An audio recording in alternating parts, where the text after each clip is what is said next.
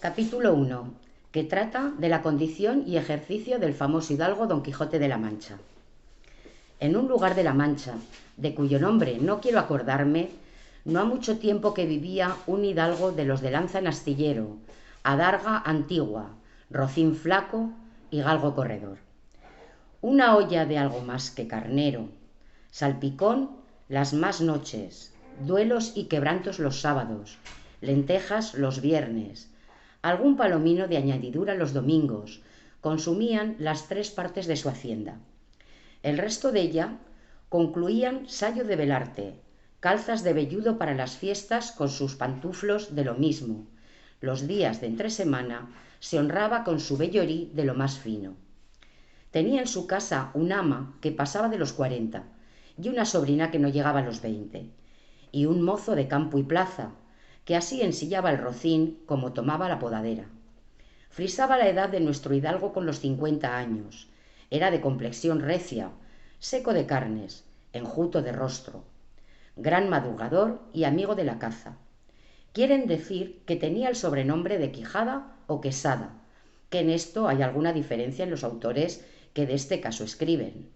aunque por conjeturas verosímiles se deja entender que se llamaba Quijana. Pero esto importa poco a nuestro cuento, hasta que en la narración de él no se salga un punto de la verdad.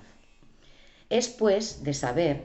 que este sobredicho hidalgo, los ratos que estaba ocioso, que eran los más del año, se daba a leer libros de caballerías con tanta afición y gusto que olvidó casi de todo punto el ejercicio de la caza y aun la administración de su hacienda. Y llegó tanto su curiosidad y desatino en esto que vendió muchas hanegas de tierra de sembradura para comprar libros de caballerías en que leer, y así llevó a su casa todos cuantos pudo haber de ellos. Y de todos ninguno le parecía tan bien como los que compuso el famoso Feliciano de Silva,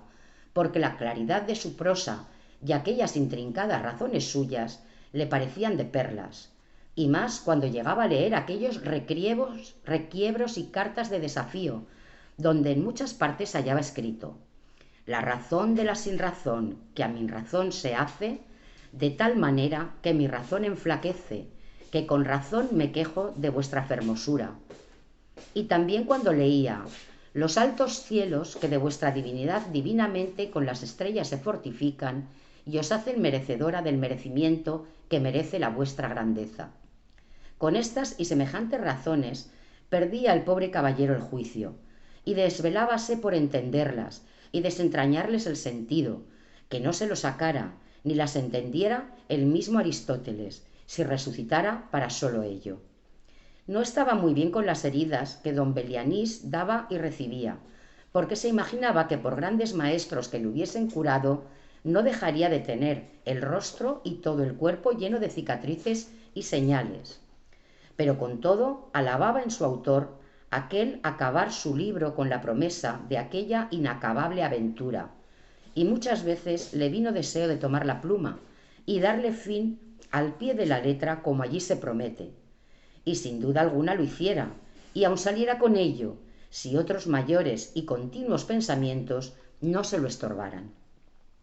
Tuvo muchas veces competencia con el cura de su lugar, que era hombre docto graduado en Sigüenza, sobre cuál había sido mejor caballero, Palmerín de Inglaterra o Amadís de Gaula. Mas maese Nicolás, barbero del mismo pueblo, decía que ninguno llegaba al caballero del Febo, y que si alguno se le podía comparar era don Galaor, hermano de Amadís de Gaula,